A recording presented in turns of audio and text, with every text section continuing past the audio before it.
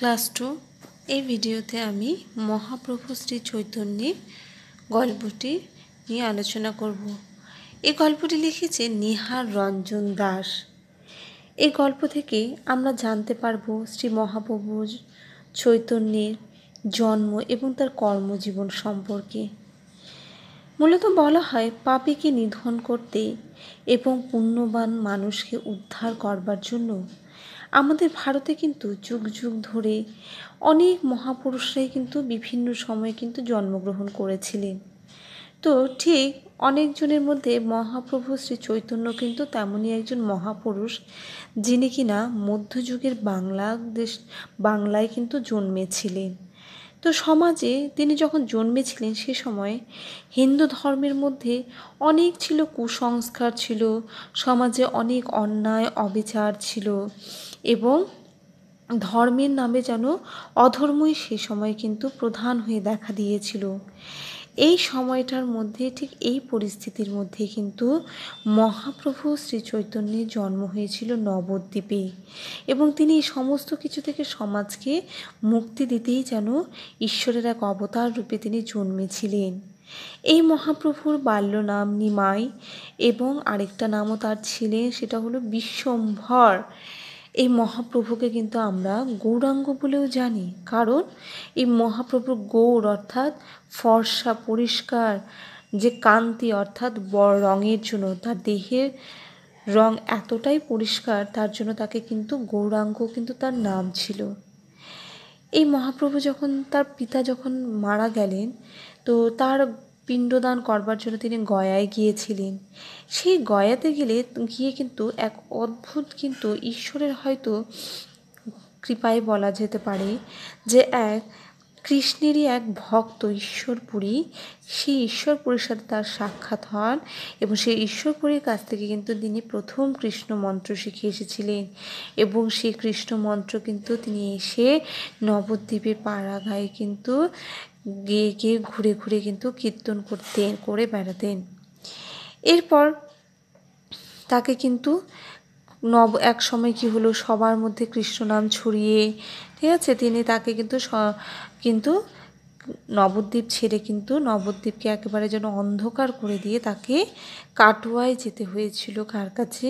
কেশব ভারতী নামে একজন বৈষ্ণবের কাছে, আর সেখান থেকে কিন্তু তার কাছ থেকে কিন্তু তিনি সন্ন্যাস ধর্মে দীক্ষা নেন এবং তার নাম হয়ে যায় মহাপ্রভু। তো এভাবে তিনি কী ছিলেন, বৈষ্ণব ধর্মকে তিনি প্রচার করেছিলেন এবং প্রেম এবং চণ্ডাল এবং ব্রাহ্মণের মধ্যে যে কোনো রকম যে কোনো ভেদাভেদ নেই, এটা কিন্তু তিনিই প্রথম বলেছিলেন। এখান থেকে যা শব্দার্থ তোমাদের পড়তে হবে সেটা হলো নিধন। নিধন শব্দের অর্থ হলো ধ্বংস। কুণ্ঠিত, কুণ্ঠিত শব্দের অর্থ দ্বিধা। পর্যটন, পর্যটন শব্দের অর্থ ভ্রমণ। নিচের প্রশ্নগুলোর উত্তর লেখো। কয়ের প্রশ্ন?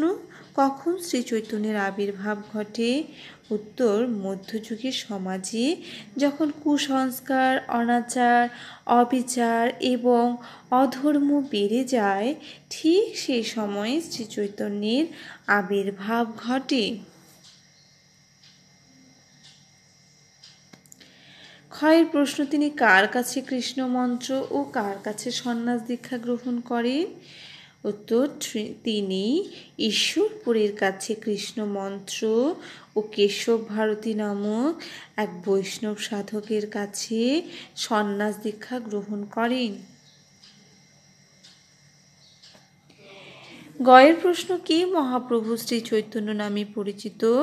তার উত্তর কি হবে? নবদ্বীপের নিমাই মহাপ্রভু শ্রী চৈতন্য নামে পরিচিত। ঘ, পিতার মৃত্যুর পর তিনি কোথায় গিয়েছিলেন? উত্তর, পিতার মৃত্যুর পর তিনি গয়ায় পিণ্ড দান করতে গিয়েছিলেন। কার পিণ্ড? পিতার পিণ্ডই কিন্তু দান করতে গিয়েছিলেন। তিনি গয়ায় কার কাছে কি মন্ত্রে দীক্ষা গ্রহণ করেন?